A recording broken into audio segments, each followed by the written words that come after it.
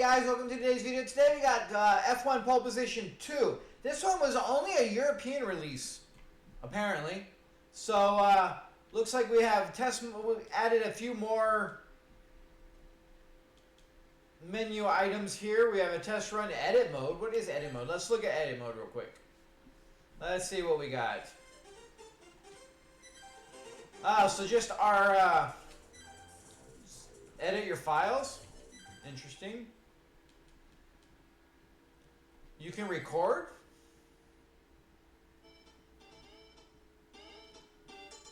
Oh, so you can do little things. Not bad. Fairly interesting. Alright, anyways, let's just go into battle. We'll just jump into the game, see what it changes from the first one. Alright, we got 16 laps still, or 16 different tracks. They all look the same. So it looks like they're gonna maintain the same, I would imagine, because I don't think they're adding or taking off many F1 tracks throughout the world.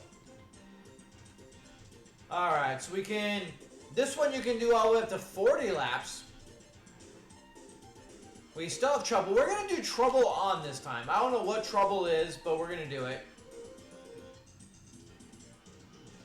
You don't have quite the same breakdown of the cars like we do in the other one.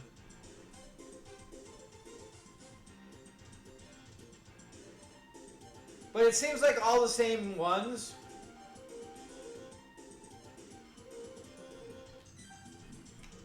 We'll just go with it. So you can full send everybody. Let's go Suzuki, and we're gonna go Leto and call it a day.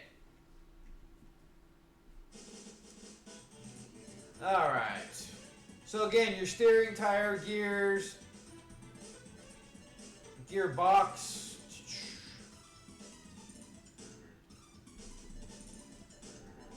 We're just gonna go ahead and go.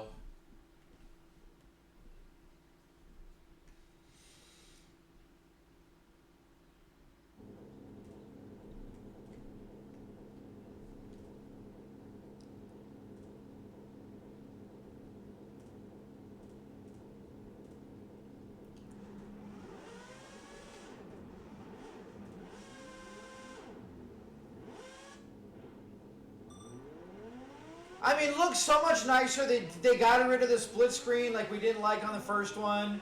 Controls seem decent. The braking, again, we don't need to brake as much as we did in the first one.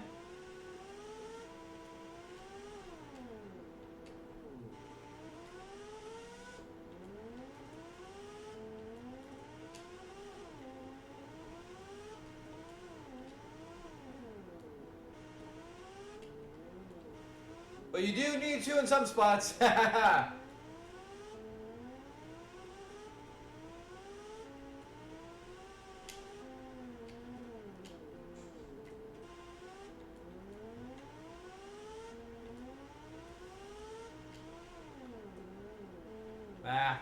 am sucking something fierce on this one, aren't we? Good God.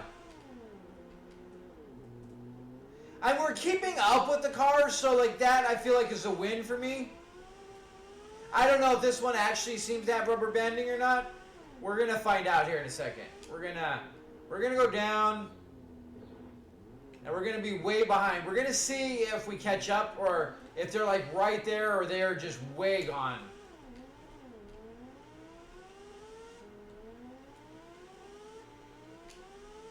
Always do that. It throws me for a loop for whatever reason. I want to see what the pit looks like. We didn't do that in the last game. I never really pit.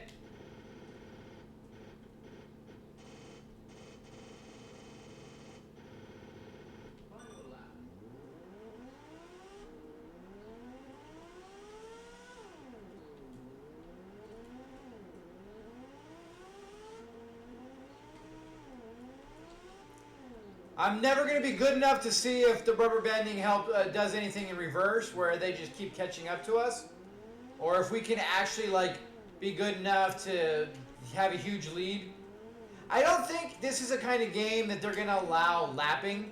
I don't think there's ever a spot where you can do that, because I think the computer is always going to be good enough to stay on track to where they may not like be incredibly fast, but I don't see them being so messed up that you actually can lap them like you can in like obviously some of the other like battle racers where you can knock them out of the running for a while and be fast enough, as well as with shortcuts, being able to lap things.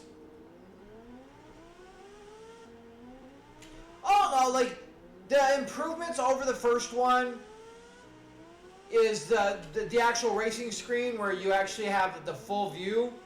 Makes it look nicer, less congested. You don't feel as claustrophobic at all. Controls feel a little tighter, honestly, than it did previously.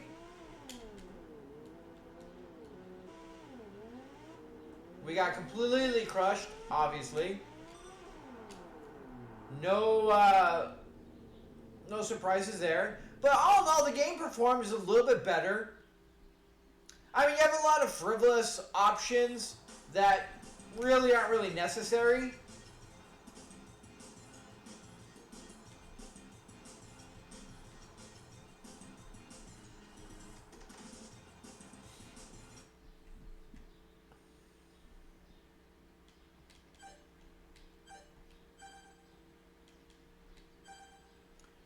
But other than that, like the game looks a little bit better, performs, I think it performs a little better than the first. Not really dramatically at all, like you'd be hard pressed to fully notice. You can tell a little bit of the handling when you're turning. You don't have to be as braking as much. It doesn't slide around like the first one did as much. You actually kind of, your car pulls more. Could be a lot of different things. The track, the drive, maybe they start you off with different tires or something. I mean, all the different options when you're doing your car can probably have a decent effect on everything. A lot of it that I've noticed, and it will take a lot of trial and error to understand if any of them actually do anything, because most of the time it's just a gimmicky little thing where, yeah, you can change all this stuff, but none of it actually ever really matters in most of any of the games. At least the early games. I'm not saying anything about the late games. I don't know how the racing games are. Never played any. But as far as this goes, I feel like they're more gimmicky than anything. I don't think it really changes gameplay almost at all. I mean, I could be wrong, and maybe that was just during the NES era where they added all that stuff to give you like a feel for stuff, but didn't actually make it to where it could actually do really any improvements. Maybe this one will, but like without really having lots of data to go on and playing different tracks with different tires, and there's so many things that you would take to actually see if anything worked. I'm going to just go by the assumption, good or bad, that more often than not, it's still going to be more gimmicky than anything. But all in all, the gameplay is fine. Controls are pretty tight. Everything works well. You got plenty of options, just like the first one.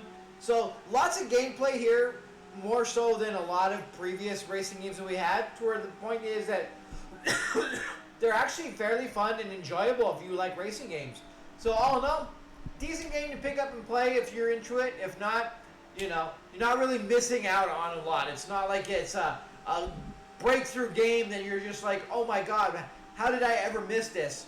Definitely not one of those. But all in all, for a SNES, you know, F1 racing game, you could do a lot worse. And we've played a lot worse on this channel.